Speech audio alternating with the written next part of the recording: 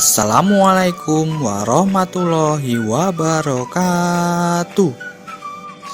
Selamat pagi anak-anak. Apa kabar kalian hari ini? Semoga kita dalam keadaan sehat walafiat ya. Alhamdulillah, bertemu kembali bersama Pak Agung di Mapel PPKN.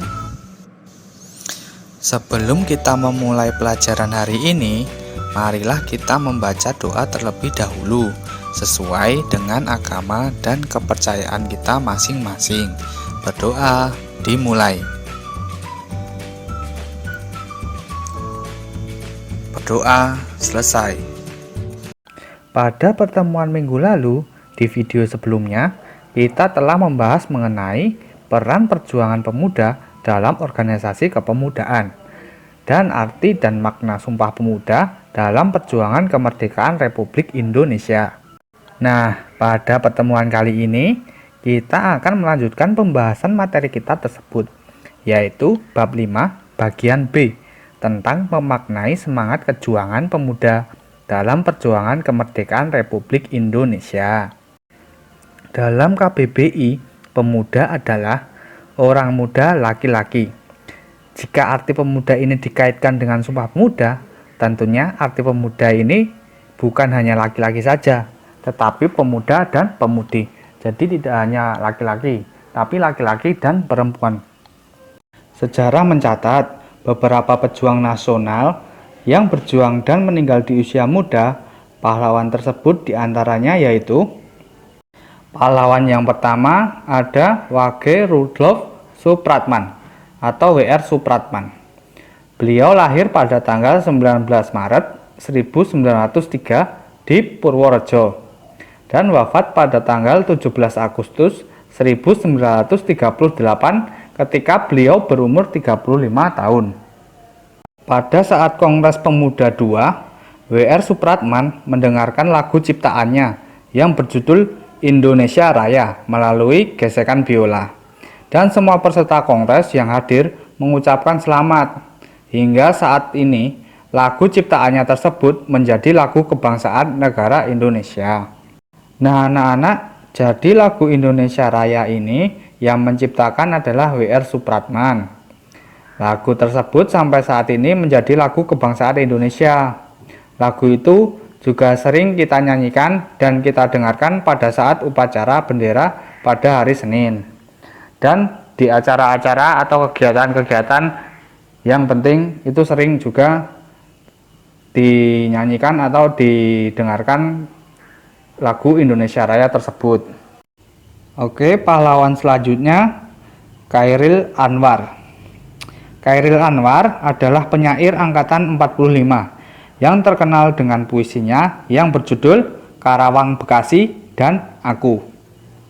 Beliau lahir di Medan pada tanggal 25 Juli 1922. Beliau juga adalah putra mantan Bupati Indragiri Riau dan masih memiliki ikatan keluarga dengan Perdana Menteri pertama Indonesia, yaitu Sultan Syahrir.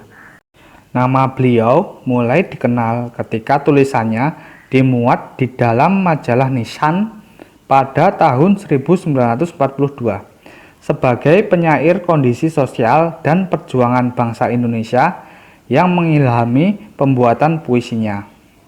Belum genap 27 tahun, Chairil Anwar meninggal dunia. Tapi walaupun hidupnya di dunia sangat singkat begitu anak-anak, tetapi karya-karya beliau sangat melekat pada dunia sastra Indonesia.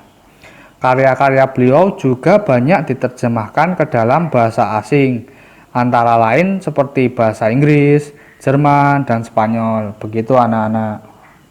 Nah, selanjutnya pahlawan nomor 3, Walter Mongin Sidi.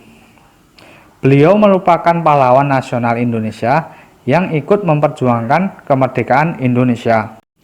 Beliau lahir di Manado pada tanggal 14 Februari 1925 dan wafat di usia 24 tahun pada tanggal 5 September 1949. Jadi anak-anak, Beliau ini wafat karena dieksekusi oleh tentara Belanda. Beliau ditangkap karena beliau memimpin banyak perlawanan melawan penjajah. Nah, ada kejadian sangat memorable di saat sebelum beliau dieksekusi. Jadi sebelum dieksekusi, beliau sempat berkata dengan hati terbuka, "Aku ingin melihat peluru menembus dadaku." Setelah itu, beliau juga berkata, "Merdeka, merdeka, merdeka." Dan setelah itu, peluru menghantam tubuhnya. Semangat perjuangan Walter Monginsidi muda muncul karena melihat penjajahan di bumi Pertiwi ini yang tidak berkesudahan dan makin menjadi-jadi.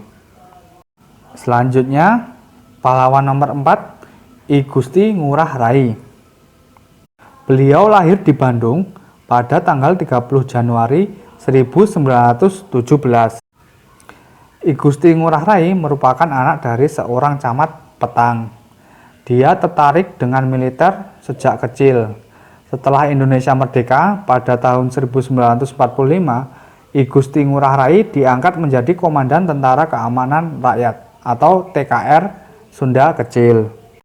Oke anak-anak, itu tadi beberapa pejuang nasional yang berjuang dan meninggal di saat usianya masih muda. Sampai di sini kalian dapat memahaminya ya. Oke, selanjutnya kita akan masuk ke materi nilai-nilai luhur yang terkandung dalam Sumpah Pemuda. Nah anak-anak, nilai-nilai ini sangat penting ya, karena harus kita terapkan pada kehidupan sehari-hari. Jadi perhatikan dengan baik-baik ya. Yang pertama, cinta bangsa dan tanah air. Maksudnya, Sumpah Pemuda berisi ikrar satu tanah air, satu bangsa, dan satu bahasa, yaitu bahasa Indonesia. Inilah wujud dari rasa cinta bangsa dan tanah air, atau yang kita sebut dengan nasionalisme, yang dinyatakan para pemuda di tahun 1928. Yang kedua, nilai persatuan. Maksudnya yaitu Sumpah Pemuda dirumuskan dan diikrarkan oleh pemuda daerah, suku, agama, dan golongan yang berbeda. Jadi perbedaan tidak menjadi penghalang bagi para pemuda untuk bersatu dalam satu wadah, yakni satu bangsa Indonesia. Selanjutnya nomor 3, sikap rela berkorban. Rela berkorban artinya kesediaan dengan ikhlas untuk memberikan segala sesuatu yang dimilikinya, sekalipun menimbulkan penderitaan bagi dirinya sendiri. Lalu yang keempat, mengutamakan kepentingan bangsa. Jadi maksudnya yaitu Sumpah Pemuda dan perjuangan pemuda merebut kemerdekaan menunjukkan bahwa para pemuda tak mementingkan daerah ataupun golongannya masing-masing. Selanjutnya nomor 5, dapat menerima dan menghargai perbedaan. Maksudnya yaitu perbedaan latar belakang daerah, suku, dan agama dalam Kongres Pemuda tidak menyurutkan tekad pemuda untuk bersatu.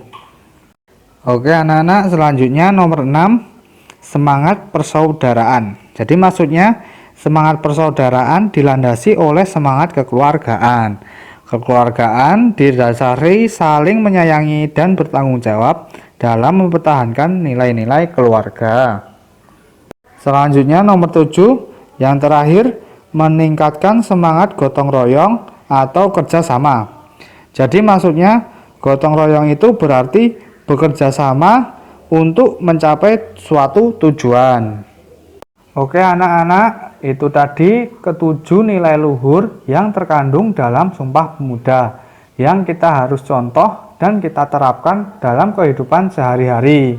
Nah anak-anak, sampai di sini dapat dipahami ya. Oke anak-anak, mungkin itu saja yang dapat Bapak sampaikan.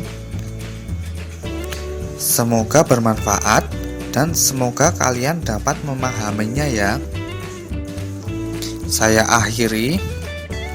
Assalamualaikum warahmatullahi wabarakatuh.